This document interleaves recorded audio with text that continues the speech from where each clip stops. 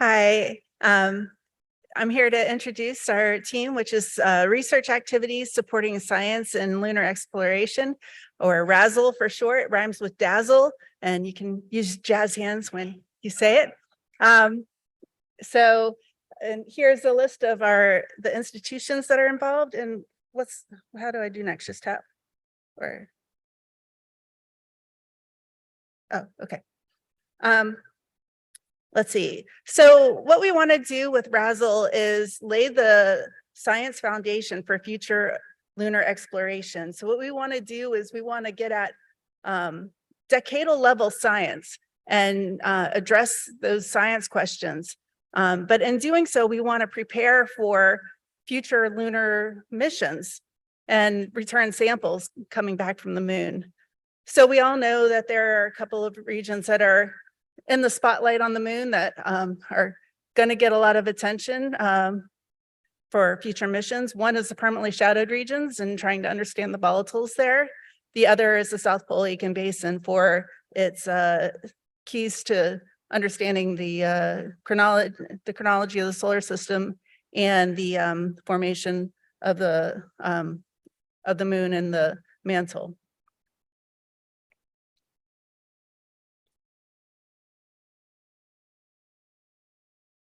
How do I do next here? Oh, here it is. I see it. Okay, thanks. All right, got it. Okay, so here's the organization of our team. Alexandra Mathieu Novak is right there. It's our deputy PI. Ed Rivera Valentin is our ID and SEAPE liaison. And then we have 3 science themes.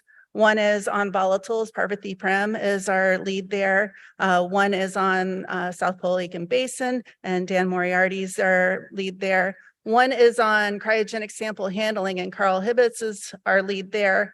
And then we also have a really robust idea plan where we're going to, I'll talk about it a little bit in a minute, but it's going to be a mission concept design school, and Ed Rivera Valentin is our lead there.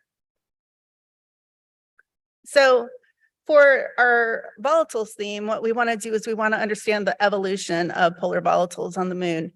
And our objectives is to understand the polar ice deposits and how they evolve over time, and how to detect ice and how to interpret the measurements that we get when we go there.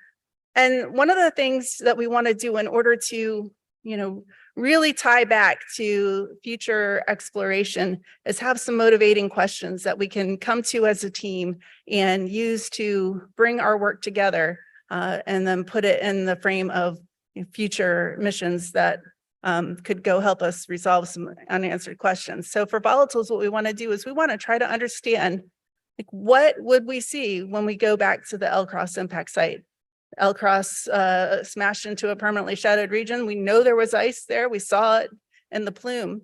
But by the time we go back there, 20 years have evolved. And what measurements would we want to make? What things would we want to look at to then understand how ice in a polar region evolves due to an impact and over time? So we're going to use that as a question that ties our work together. In this theme, we're going to be doing some modeling of evolution of ice in permanently shadowed regions due to various physical processes. We're going to do some impact experiments at the Ames vertical gun range, and where we are actually making impacts into icy targets and measuring how that composition of the target affects the craters. We're going to do some analysis of the existing radar data. And we are going to apply new our analysis techniques to better understand what those radar data tell us, and then connect this all to future measurements. For our SPA theme, it's the preparation for South Pole Basin samples.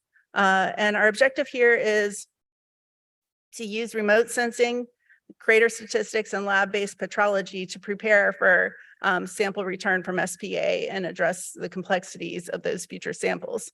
So the question that we're using to tie this all together is, to try to determine what samples do we need to really determine the formation histories and timing of the lunar mantle and subsequently South Pole Lake and Basin. So the tasks that we're going to do in this involve doing geological mapping on the rover scale to really help in traverse planning for Endurance A or any other mission that would go towards SPA sample return. And then we want to do some improved statistical analysis of crater chronology so that we can better calibrate and understand crater counts and applying that to ancient terrains, including South Pole Lake and Basin. And then we also want to do some lab-based petrology where we're going to be simulating impact melts and the formation of the lunar mantle, and assuming that there's been overturn and convection in the magma ocean during solidification. For our cryogenic sample analysis theme, what we want to do is we want to develop some capabilities to understand how processing and analyzing cryogenic samples affects the contents of the samples so that we can prevent contamination of cryogenic samples during sample handling.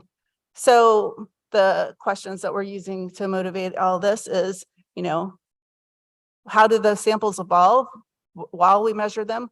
How do they evolve when we transfer them? And what can we do to develop mechanisms to do that transfer without and minimize loss?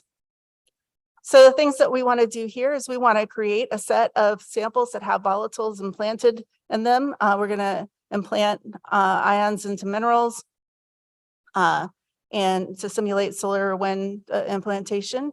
And then we're going to characterize the spectra of those, and we're going to ship them to Purdue and do atomic measurements with SEM on the samples. So then we're going to look at how the samples evolve and try to quantify that. So then I get to our idea plan, which is the Lunar Undergraduate and Graduate Mission Architecture Design Seminar. And what this is basically a mission concept seminar for students from minority serving institutions, where they're going to spend a semester in a class working towards a mission concept, and then they're going to spend a week paired with engineers at APL in our what we call the ACE lab, which is our concurrent engineering lab, which is where we do our mission concept formulation studies.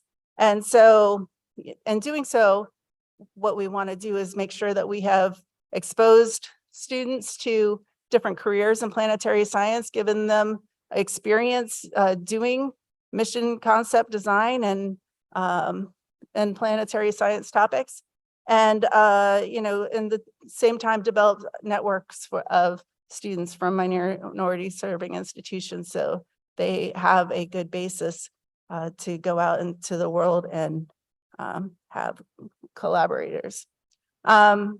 So we're super excited about that.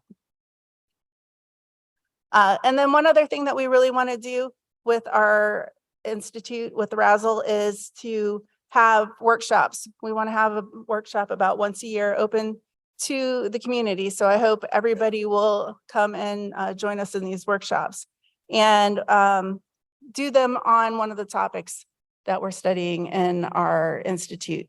And so we're hoping that by doing this, we're going to have an opportunity to share our results with everybody, but moreover, to have really build collaborations and invite all scientists who are interested in these topics to, help with laying that foundation for the future of science or of lunar exploration.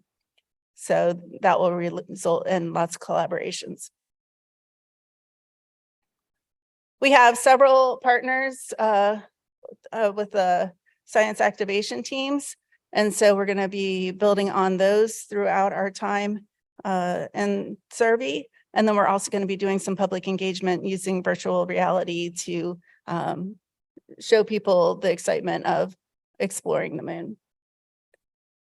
And I'll close with saying that we have a wonderful team, and we are very excited to get started on doing our research.